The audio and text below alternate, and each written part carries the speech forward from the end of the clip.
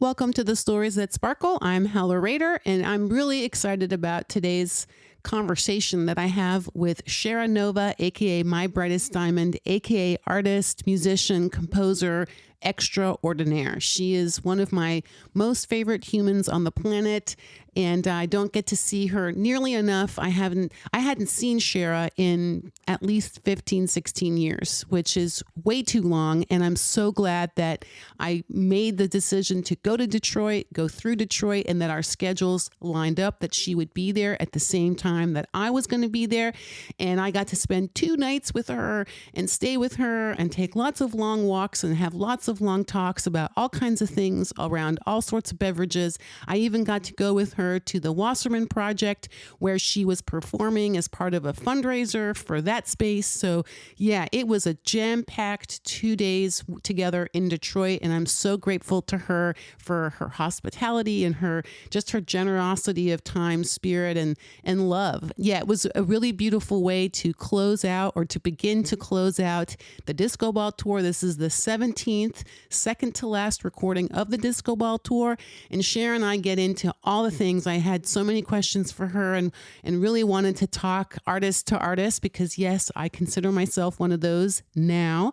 And we talked about her experience coming up in the early days of her career in the early 2000s, late 1990s, when we knew each other back in the day in New York as part of a very tight-knit group of creatives. And yeah, lots of shenanigans going on during that time, and it was a lot of fun. We talk a little bit about that as well.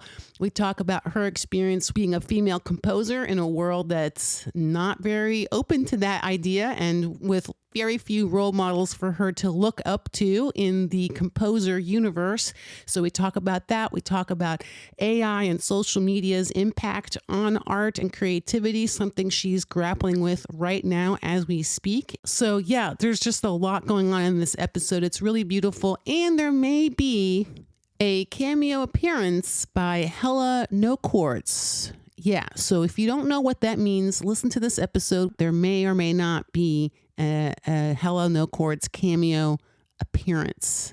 So just saying, it's worth a listen if you know what I mean. Also, side note, I was once the tour manager for a 3-week Through the Midwest tour of My Brightest Diamond back in the 2006, I think it was. Yeah, the first time I left corporate America, or at least a full-time paying job, to try and be an artist, and it didn't quite work out. I didn't have it in me yet to really persevere through it and actually own that for myself. So 20 years later, here I am starting all over again, doing a different version of a similar thing, and I'm really excited about it.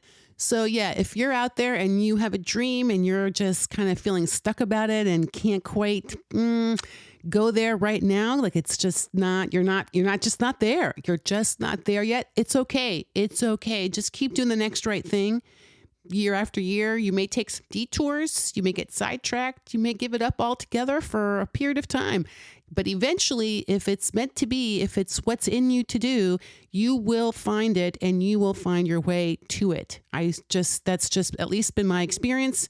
So just don't give up. Don't give up, even if it's just a little bit of an ember burning somewhere deep inside of you that's barely noticeable. Just keep that flame alive, because eventually it will pop and it will burst forth, and you will find yourself doing something you never thought you could ever possibly do the way that you're doing it, which is kind of how I feel right now. Okay, that's my little sidebar pep talk for y'all today. And without further ado, I bring you my conversation with Shara Nova and invite you to get comfortable, sit back, and listen in. I'm Hella Rader. With a good sense of humor, an open heart, and an open mind, I love to explore the very human complexities in others and in myself.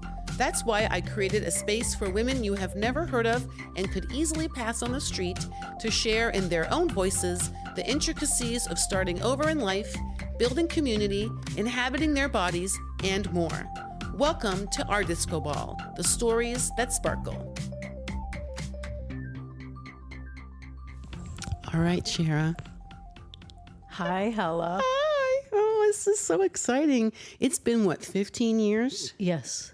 Oh, my God. But it's like no time has passed. It's true. It feels like. Yeah. I did see you, what was it, a couple of years ago at Joe's Pub? Yes, that's right. Yeah, it was a brief, like, hi, but there was a lot going on that night. But yeah, I remember that. Yeah, that was fun. Amazing. Yeah. So good to see you. So good to see you. We have so much shared history. I know.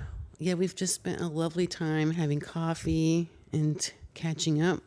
It's been so nice.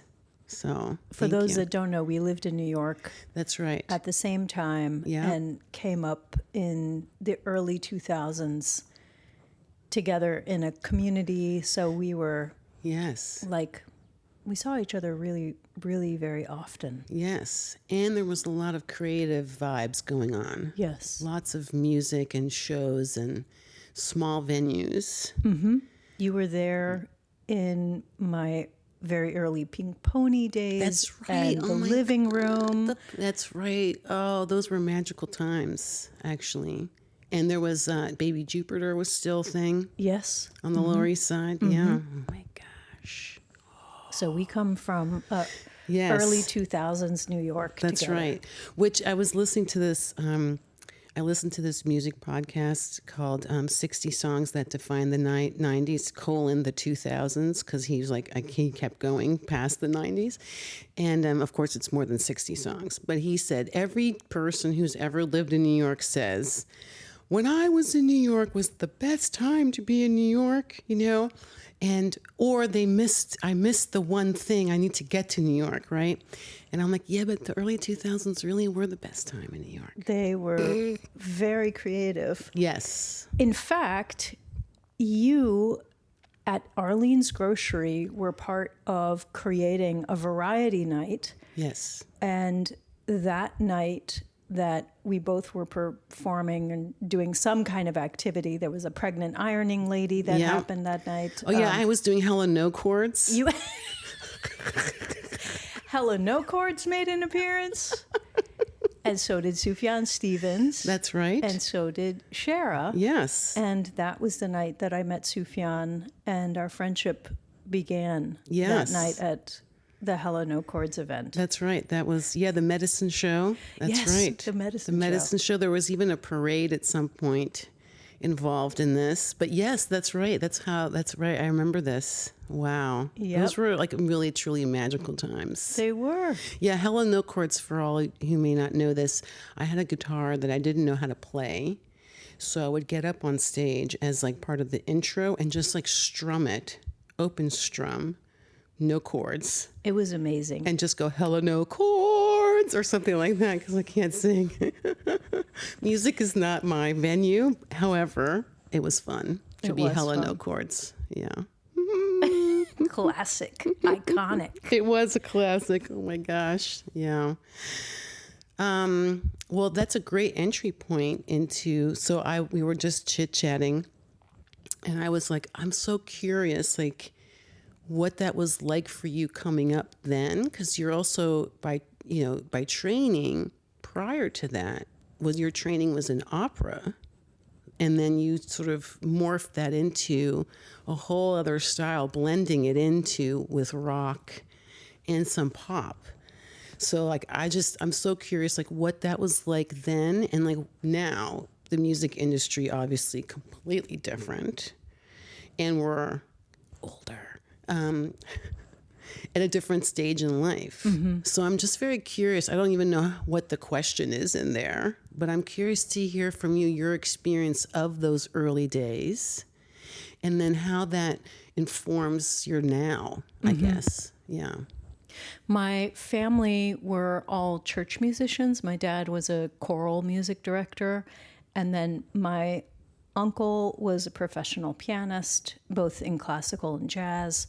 And so music was like the language of the family. So I definitely grew up in a very diverse musical environment. And then we moved around the country. I lived in 9 states by the time I was 18. So having that kind of wide cultural lens, both musically and geographically, certainly impacted my aesthetic, to say the least, and also my sense of lostness. But I had amazing choral music in my teenage years with a phenomenal public high school program. And having that like classical foundation has proven to be really, really important in my life. So I did study opera, but I was also in rock bands and funk bands and writing my own songs in college, and then ended up moving to New York in 99 thinking, well, classical music is here, and Jeff Buckley came up on these streets. So somewhere between Juilliard and Jeff Buckley's Lower East Side, maybe I can find a home musically for myself. Ooh, so I'm hearing already like finding home. Like it's interesting because one of my conversations that I had in Nebraska on this tour, because we're in the Detroit area, by the way, y'all part of the disco ball tour, and we had a whole conversation accidentally about belonging, home. Where is home? How do you find home, build home? So I'm already hearing like, oh yeah, when you're moving a lot, like where do you find home and belonging? And it sounds to me like music and of different kinds, and playing it and writing it and composing and performing it in some form or fashion. Did that feel like a home for you? Yeah, certainly music itself was the through line through the geographies. The love for all kinds of music was like the way that my family expressed love, and also I'm sure a sense of belonging. So I don't think my siblings translated that, but me being the first child, I certainly wanted to please my parents, and being good at music was a way of getting that love and affirmation from them. So I think it was both nature and nurture. But I think for so long, and certainly from a commercial standpoint, you have a lot easier time selling a business where you're making one thing. We make coffee, but if you also make sushi and coffee, Right. and spaghetti, it's kind of hard to kind of sell what your business is, and so I thought for a long time, how do I create a unified theory of myself when I love so many things and have this disparate aesthetic, seemingly disparate aesthetic? How do I build a career out of that? And so I think that was something that I tried to seek for a long time, and then in the end just have completely given up on trying to, in a sense, like have an identity that is quickly comprehensible. It's just, I'm giving up on it. You're like, nah, I'm good. But to your question of what was it like in the early 90s studying opera, no one identified me as a composer, and no one even thought of even thinking that being a composer was a pathway for a career. And so I could sing well, and so that was the only career path that was even suggested to me. And it wasn't, it took probably until my early 30s before I would even call myself composer with a capital C. So I'm in that generation that no female composers were ever taught in school, and neither did we learn any female composers, study past female composers. It just wasn't even something that we considered in any way. Right. So there's like the lack of visibility of someone to look at and go, oh, there's a woman composer. I can do that. Or Exactly. that I connect to that, and I can be that too. Yeah, that representation, that lack of or visibility of. Wow. Yeah, yeah. And so when we say, well, how far have you come? In rock and roll, there was PJ Harvey and Tori Amos and Patti Smith and Sarah McLachlan and Paula Cole. There were a lot of singer-songwriters, certainly the great, great singers in Whitney Houston and Mariah Carey. And, those were my idols. Tina Marie from Motown. So there were a lot of women in pop, and there were women, there was the band The Rachels. So there were indie rock people that I could look up to. But in classical music, it was really only the singers. There weren't composers in my vision. And still to this day, in 2024, there's 7.5% of global orchestras that play women composers. So we're at 7.5% of the programming. So, wow. When you think about representation, right. 7.5 is like I'm supposed to be jumping up and down on the dial there. Wow. Wow. Yeah, that's a small number. Wow. There's a certain inherent or kind of deep psychology in society that I only see the effect of, which is the lauding of the young male genius and a desire for a single male we project onto the male our hopes and aspirations, our desire to be saved, and our projection of brilliance onto a single male. And that's so deeply embedded in our psyches that I have exhausted myself in trying to combat that. So I think for 20 years, at least, from the time I'm 51 now. Age ain't nothing but a number. That's right. Well, I suppose we can't really quote that song. It has a bad legacy at this point. Oh, yeah. But but I do think that having 30 years in the music business at this point and trying to prove my capacity for so many years and to refuse, in a sense, to be tied and bound and wanting to remain in the most creative space that I possibly could allow for myself, while also combating people doubting my capacity. I just think that it's exhausting. Yeah.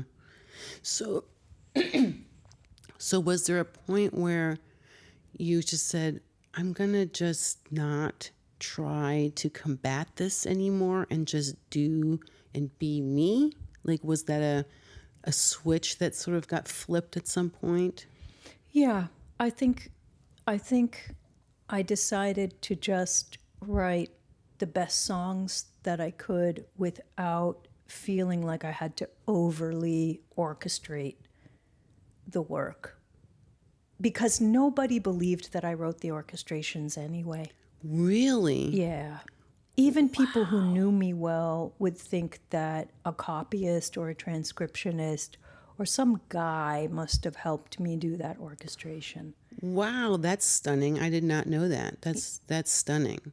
Yeah. I mean, I guess maybe not surprising, but I mean, I'm actually surprised. It surprises somehow. Me every time. Yeah, I'm sure you're like, hello. I sat here and composed this thing. What are you talking about? Wow. So like dropping that rock, basically, like, okay, like what? I can't fight it. I can't fight this, right? Mm-hmm. Mm-hmm. Yeah. So how am I going to live the rest of my life then and stop, trying to fight for my right to exist in this space? Yeah, I call that my version of that has been prove it energy. Right? Like I don't care who you are, what's going on, what situation I'm in, could be anything, could be just in life. I'm like, I have to prove to you that I'm right or that I'm doing this and I'm doing it well. And and it's a lot of energy behind that, like, "Urgh." And I'm like, wow, I'm expending energy on something that really most people don't care anyway. They're not paying attention. It's not working. Like that prove it energy isn't getting me any response. In fact, maybe sometimes the opposite, like a non-response or a dismissal, even more. They're like, it's too much. So, And yeah. we're white ladies. Right. So then it helps me to think in a very small way. If I'm feeling this as a white lady, how are other people of color feeling that they have to prove or they have to fight for, I mean, the degrees and we see this happening to this day where Black women are continually undermined when they're like, I have a degree, Joanne Reed, I have a degree from Harvard and from Yale and it's like, Right. and P.S. I got all A's. Right. Hello. Right. So it's gives me, I think, a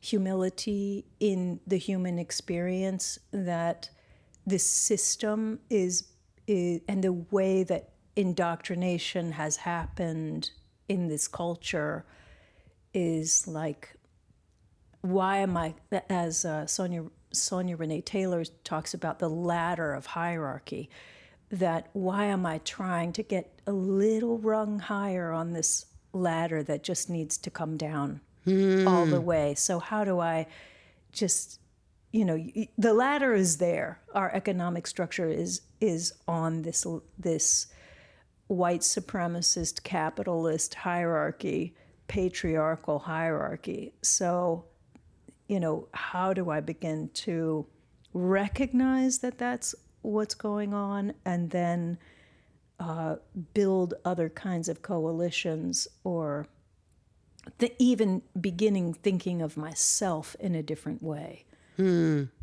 Right. So when you do you consider yourself first and foremost a composer? I'm a songwriter who's pretty good at arranging. Right. Right. Because then there's also the performance aspect Yes. of this. Yeah. This is one of the things I was so like, I'm like, wow, I was there. I got to watch you in many ways at different times working that out time after time after, like, through repetition on stage. Like, how do I own now this performance element of what I've written and then arranged? Yeah. What was that like? Yeah, you knew me at the time where the singer and the songwriter and the budding arranger composer was happening. And then over the years, I've been able to prove to myself that I could write choral music, that I could write operas, that I could take those same skill sets and apply them in large-scale works with the Cincinnati Symphony with 600 musicians and 20 different local ensembles, and take the gift, the skill of songwriting, the gift of music, and expand it out in different forms. Wow. Well, this gives me great hope. Like, you can do all the different things. Like, it's possible to do all the different things and find the through lines, how they connect to each other. Because that's why I was curious about it, because I'm like, I'm a writer and I do this podcast, and I one day would like to do a one-woman show. Like, I have all these, and they're all somehow connected, but they're all, like, to your point, it's coffee and sushi and pasta in some ways at the same time. And I'm like, but they can all connect to each other if I think about it creatively. I love looking at the careers of Meredith Monk, who is a predecessor for me, who came to her art making through the body and through her voice. And then from that, she was able to make site-specific music, operas, telling a different kind of not even narrative, like a different exploration through no words. She doesn't sing with words. Or an artist like Laurie Anderson, who is a storyteller, a visual artist, a conceptual artist, a person who is curious about the world. So looking at those women's careers have kind of been a comfort to me to see, okay, even Bjork, the way that she has been exploring different topics and creating experiences for you to be inside. Here are these massive instruments in a museum, or how to expand. And yes, she can deliver at the festival, those heavy dance tracks, but she also has, made amazing music for film and created apps and really explored her world in a way that's multidimensional. Okay, I'm gonna taking notes. Look up all of these because it's funny because I for so long didn't consider myself an artist of any kind or a creative. I mean, I knew I was creative, but I didn't think of myself as a creative. So there's a lot of vocabulary and references that I just never looked into because I was just working in corporate, and I just was I don't know, wasn't paying attention to influences and others doing things. So I'm taking notes to check out this person and that person. So what was that transition from being I write for myself, I sing, it's just me, to then adding in, other musicians, and then eventually also composing for a large scale group of musicians? What was that journey like, I guess? Coming back to New York, the first thing I did was I put an ad on Craigslist. If you love Pierre Boulez as much as Benjamin Britten, as much as Jeff Buckley, hit me up. I can't pay you, but, and that's how I got my first string quartets. And so it was from finding these amazing New York musicians and having time to work out with great players how to write for strings. And I had written for strings in Texas where I went to school, but that's really where I logged my hours.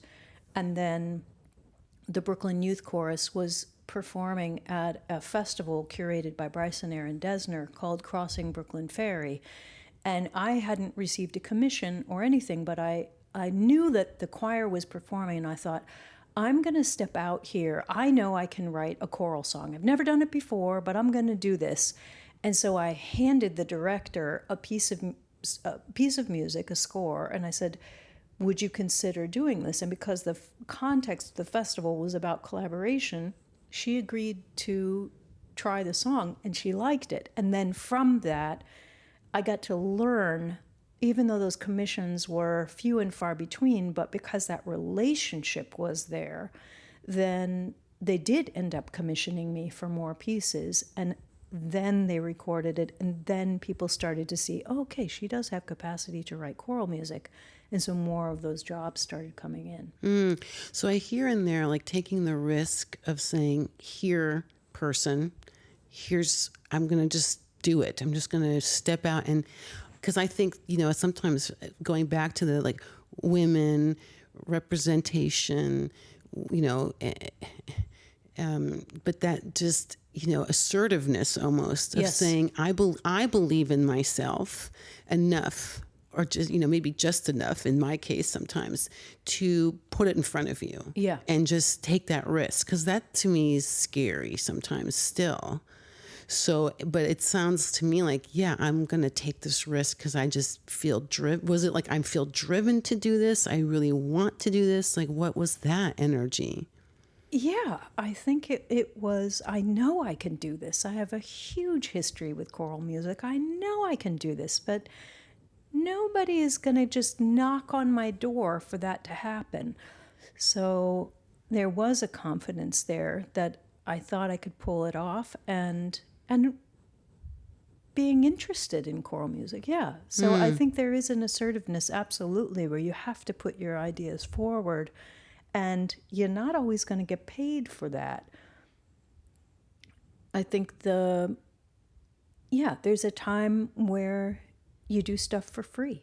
Right. Just like those string players worked with me for free, and then I ended up getting a lot of them other jobs Right.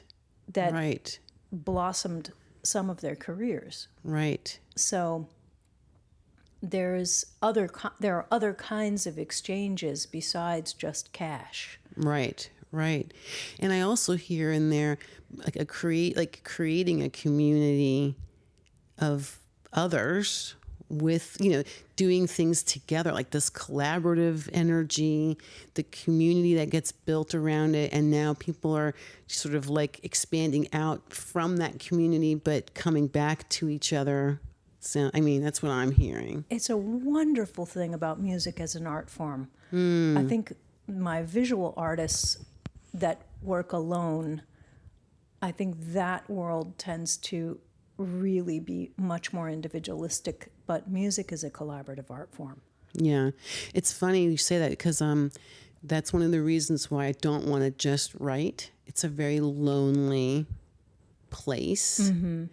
I love it. And it's how I make sense of things is by writing about it, for sure. And I'm like, yeah, but I'm way too collaborative, social creature. So like this podcast, like where I can sit down with someone and have a conversation, and of course driving around the country is part of that.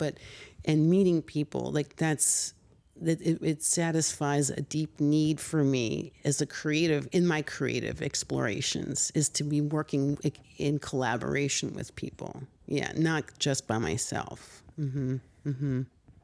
It's tricky. I have maybe both sides of that, where if I get too isolated, I start to feel very lonely and very disconnected from other people. And at the same time, I would say where social media can be a place where there is a certain aspect of communal sharing. I find that as an introvert and as a person who really likes to make Fabergé eggs, like I can't make a Fabergé egg every day or even once a week. Like there's a process that's required for the kind of work that I want to make. And I do find that this leap since COVID and since the proliferation of social media as like a necessary part of my job, and streaming being, people are more interested in, the industry is actually interested not in you writing a record every 2 years or every 3 years like in the olden days, but now you have to produce something every 6 months. Oh, wow. And in order to even get a tour. So you're not even able to put out an album and tour for a year and a half like the olden days. Now it's like you put out a record and in 6 months they want you to put out something else. And yet streaming isn't even filling up your bucket. So I think the conundrum that I find myself and a lot of people is that the kind of quality of recording that I want to make, we're not seeing those resources coming back to fill up your recording tank budget. So then the expectation is that you just make home recordings by yourself, and the people who are able to make decent sounding recordings on cheaper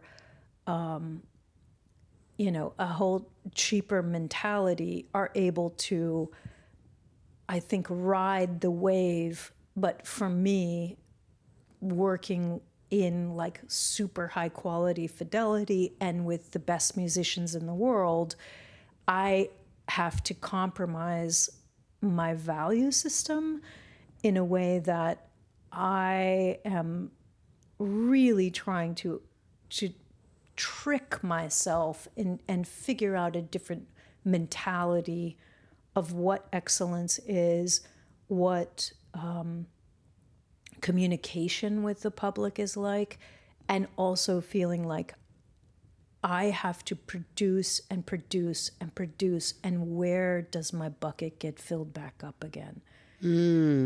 So I think that the economy of attention, it really, I and I think many, many, many, many, many, many other people are struggling to try to live off of the quarter of a penny that streams, and I think the kind of attention that people were able to give even 5 years ago is, I don't have 30-second songs just coming out of me. So do I make that a project to write 30-second songs? But I think the music industry is in free fall. It's funny because my version of that, I got my master's in audio and video production. At the time, a short something or other was 5 minutes, let's say. Now I'm like, a minute and a half tops on Instagram or whatever. And so, yeah, I've kind of made it a challenge to myself. Sometimes I'm like, screw that. It's got to be 2 minutes, 2.5 minutes. I don't care. And I'm like, can I tell a story my way in a minute and a half or less?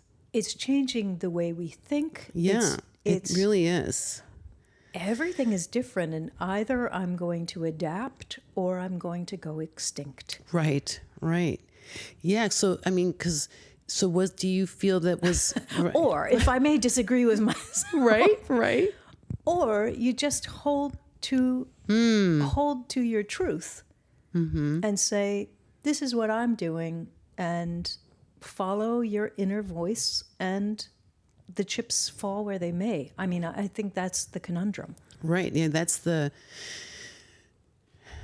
Yeah, I feel that, like, there's all these different ways I can go with this, and do I see it as an evolution / expansion, or is it a compromise? Is it a settling? Like, yeah, there's a lot to like noodle on there and wrestle with. I can feel that. Yeah. Do you feel that it was born out of COVID specifically? Was it already trending this way, happening this way prior to that? And COVID just sort of like made a line in the sand of like, after that, it's just all different, or a combination? For me, the changes in the music industry are directly before and after COVID.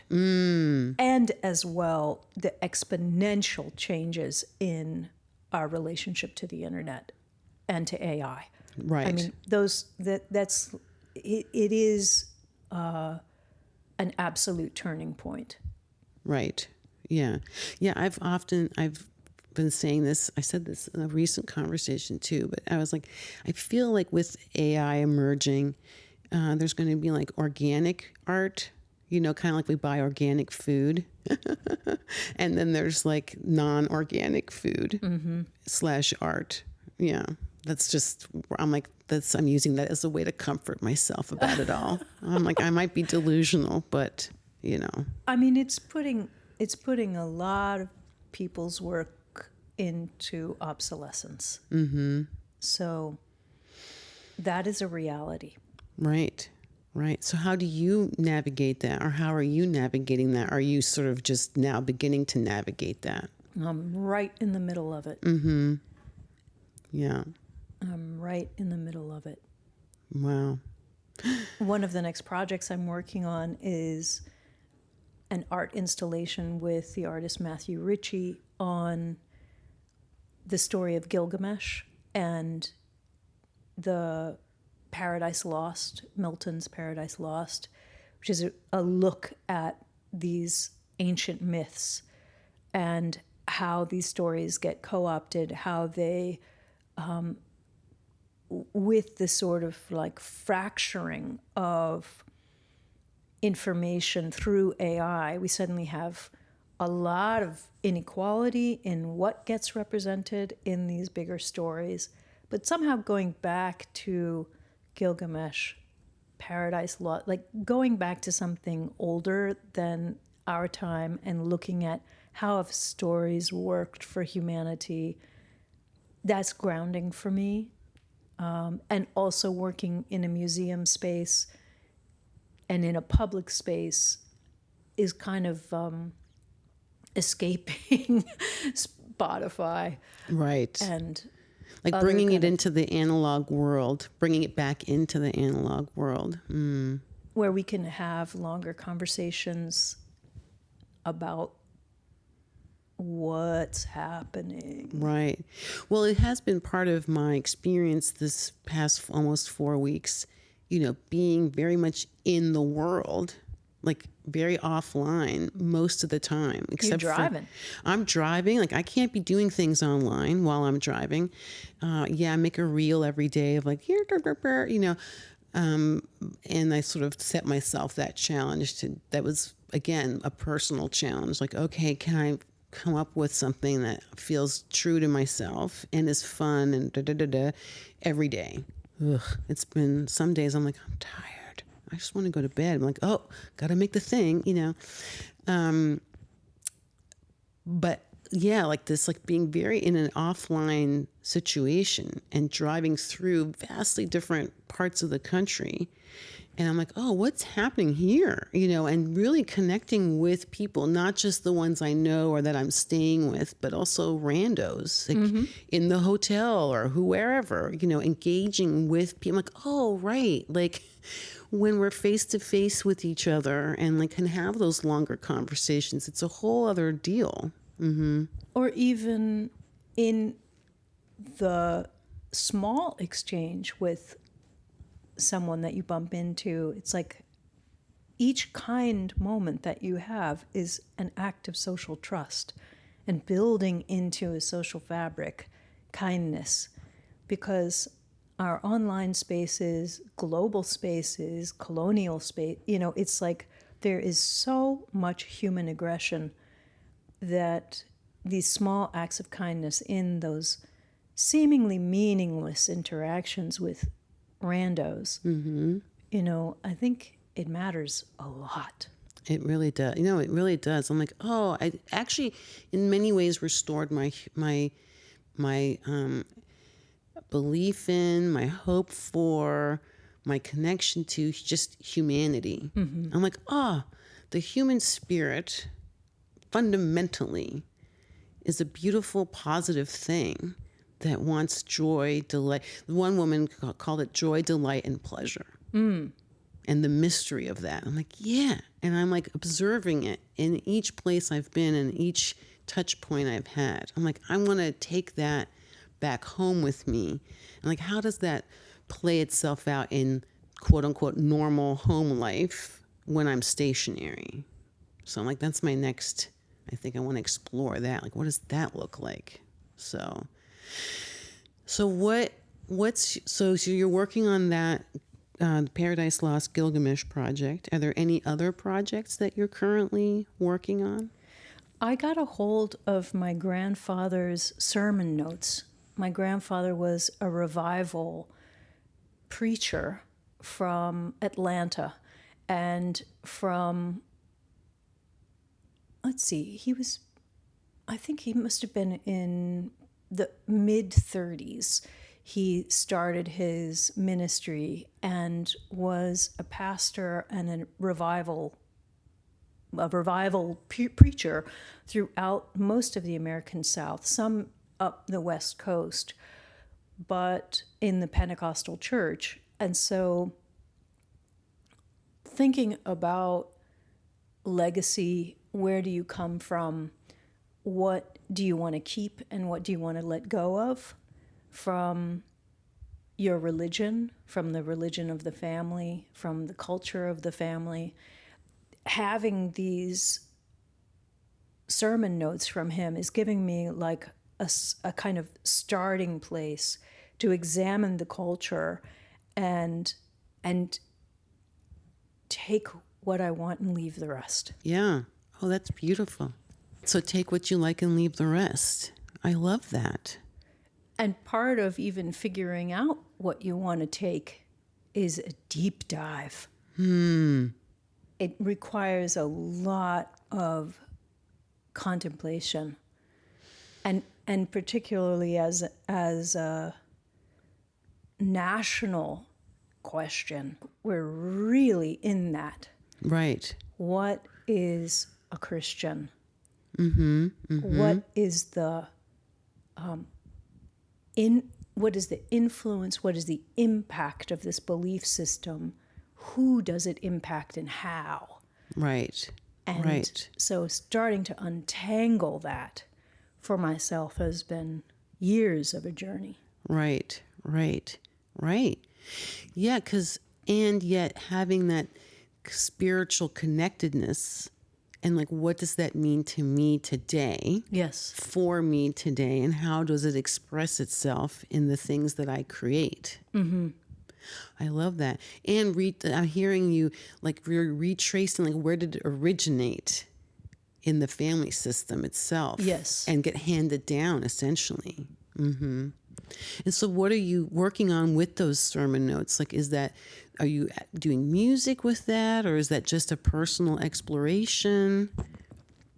I want to come back to that question, but I think that the restriction of ideology and the you must believe this or else, that kind of containment has also led me musically to never want to be contained.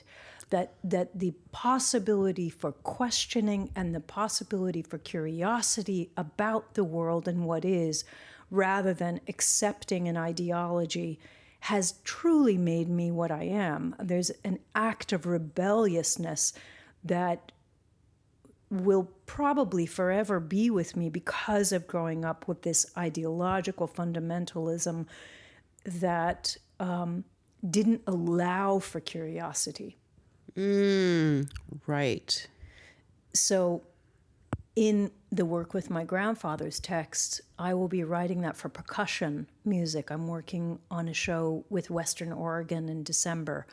And so writing a whole new set of songs that really looks at trance and the way that in the Pentecostal movement, which came from the Azusa Street revival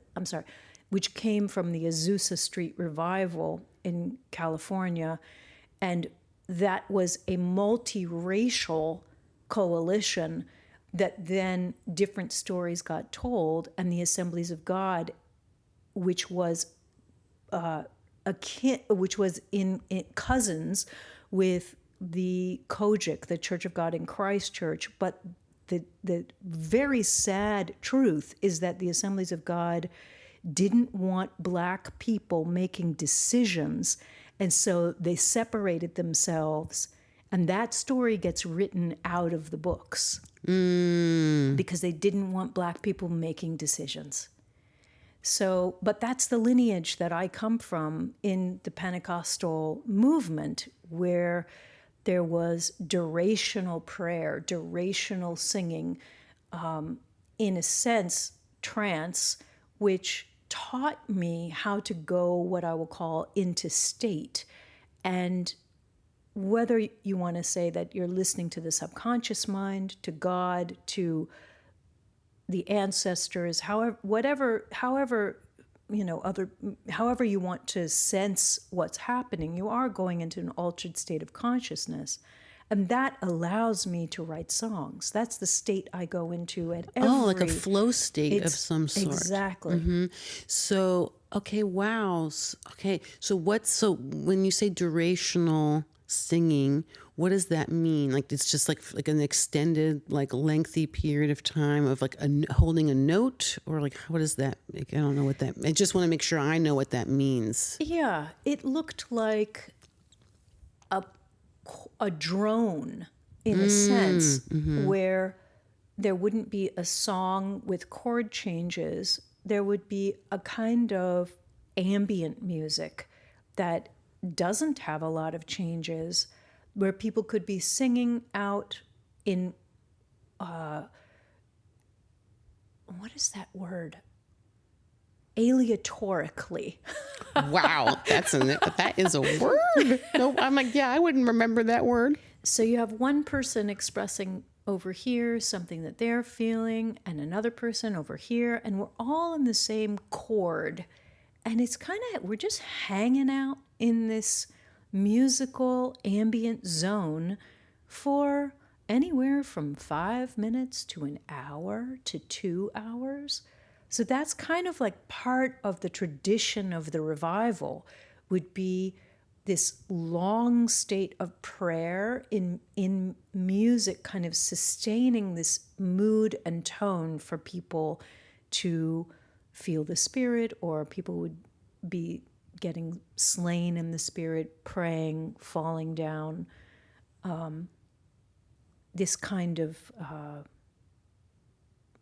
atmosphere.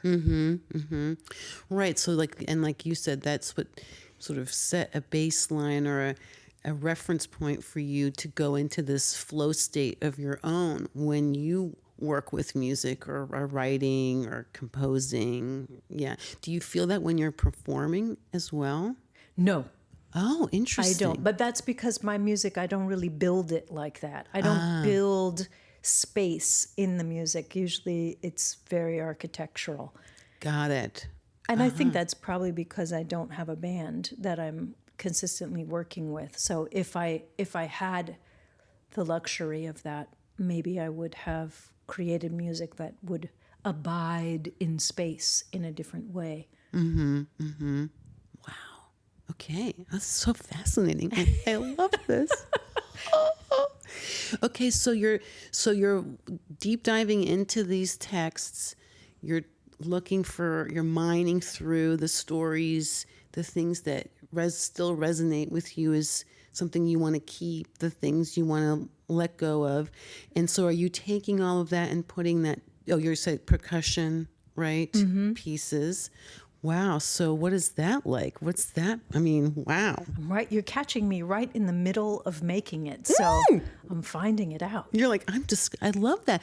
Oh, so, okay. So when you're creating, it's like, do you start out with like, I have an idea of a thing, and then as I go into it, I'll find my way? Like, There's both an idea of what the target is, your arrow, and in a sense, when you throw the arrow, you have a general idea of where your target is. You hope you hit the center of it, but you may not. You may end up in a totally different direction. But I think having an idea of, I want it to feel this way, this is how I want the music to, this is what I want it to evoke, and this is I don't think when I was beginning writing, I never thought of those kinds of things. But the more precise that I get with skill, I'm thinking, this is how I want this to feel. And so I have that more general idea than I did in the beginning. interesting. Okay. Yeah, because a lot of this for me so far, some of it, initially at least, has been like, I don't know. So I'm just going to start at point A and like work it out as I go. And the more I keep doing that, the more I'm like, oh, okay, now I know. Yes. I have a bit of a sense of like how to get from A to B to C to D and then beyond that. And if you don't just step out and just begin where you are, you can't have it all worked out. I think there's analysis paralysis. Right. And when you're creating and you have an idea of what you want it to feel like, is there an element of, and then as you go along, being willing to change course or just, because that's been a journey for me. Like, oh, I can scrap that and start over or change course. That's not where it wants to go. Absolutely. Music has a will of its own. And the subconscious has a will. So maybe spirit has a will. Right. You're trying to kind of like, get your radio antenna up, just at the right angle. Like, help. I'm trying to. Yeah. Where's the signal coming? Where's the signal? Yes, yes, yes. And there's skill, there's technical things involved in getting an antenna. Right. Checking the wind, so there's a lot of aspects to that whole thing. Like, what do I need in order to even get my antenna up in the air? Right. Right. There are conditions that that are necessary, and so it's kind of like also understanding your own artistic process. Like, if you don't have these technical aspects sorted out, then it's going to disrupt getting into that flow. So I think in the creative life, there's this balance of both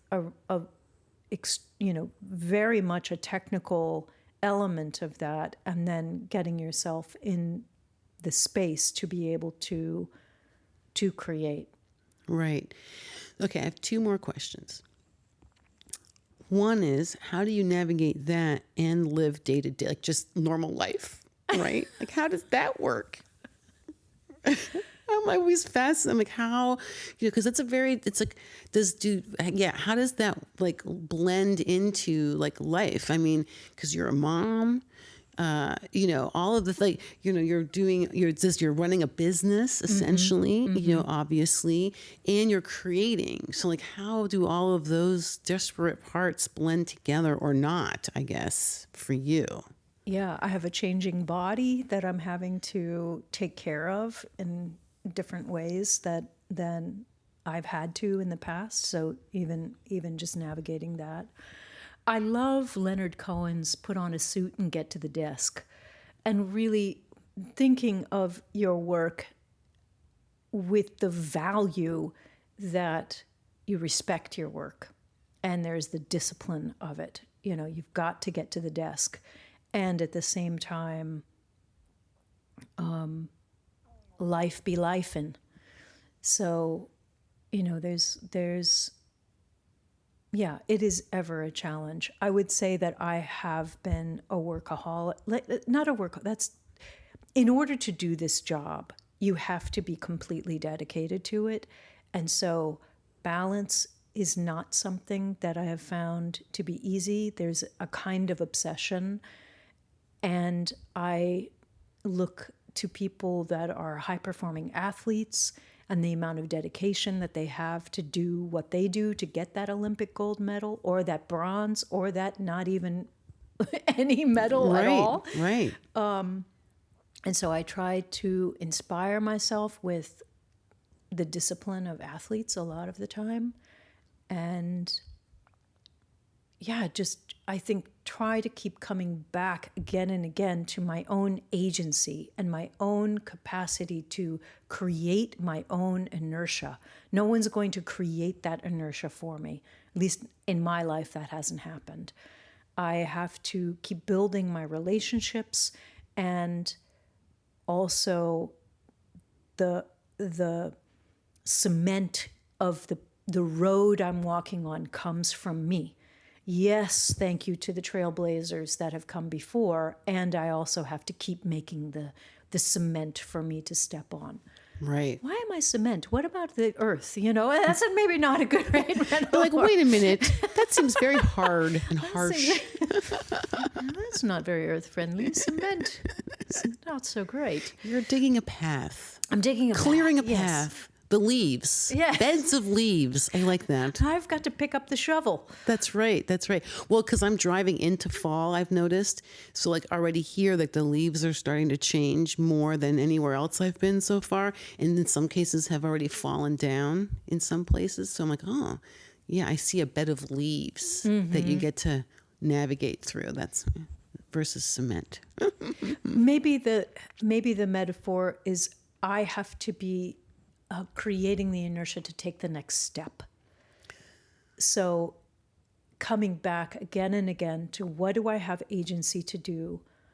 It could be as small as, did you sing today? You know, how did you take care of your voice? How did you preserve your own melodic heart? Did you just input and input and input and input without the exhale through the voice? Oh, I love that. We have so much information and things to process, and that is a necessary thing to adapt with how much change and fascism and just tremendous amount of information to try to assimilate. But if we don't take that time to preserve our own melodic heart, our heart song, okay, well, I haven't really integrated. I've just kept eating and eating and eating without, releasing. Right. Yeah. Right. Yeah. Like processing and letting go of, like taking what I like and leaving the rest. Yeah. Yeah. Okay. So my last question is, what would, as like having had this huge body of work, this, all this experience, being part of and living through these massive changes from where the music industry was in the late 90s, early 2000s, all the way then through COVID and no live performance happening, no touring for sure, to now this age of streaming and social media. Like having seen sort of this whole swing and flow over the last 20 something years, if you were talking to a young person, what are some, like, what would be the one thing or the nugget you would want them to have? I mean, there's probably a bajillion of them, but if you could pick one of those things that you wish somebody had told you, perhaps back then, what would that be for you today? Like that you feel like, oh, I can pass this on to whoever. I want to say, trust yourself. And I think so many of the young people that have come up, what I see in them time and again is a bit of a lack of confidence. And so I think when I am teaching at colleges or speaking with high school students, I would say, of course, keep working on your craft, but to trust yourself, to trust the meaning making that you have to offer the world, to give them the confidence to step out to competence and confidence. There's a meaning making that humans can do, which AI has not yet achieved. There's a storytelling that the human still has a handle. We've got the leg up on AI in that, yes, it can do a lot of things, but it can't make meaning for us yet. So how do we find our meaning making as human beings and our connection to each other? I think that we are one. And we are interdependent on each other. And so as an artist, what I can offer is meaning making and a way of creating that plaza, that communal gathering, and trying to connect to each other and to find meaning making together. I still got that. Oh, I love that. Yeah, trust yourself and the story you have to tell. Like you are uniquely qualified, whoever you are, to share and put out there and do that. Oh yeah, I love that. We need all the stories. Yeah, all this. The more stories, the better. Yeah. I agree. From different voices, different places, different shapes, sizes, whatever's. Yeah, all the stories. More stories, better. Yeah. And I think this fear of there needing to be a unified narrative is the desire to control narratives that I don't think it's necessary.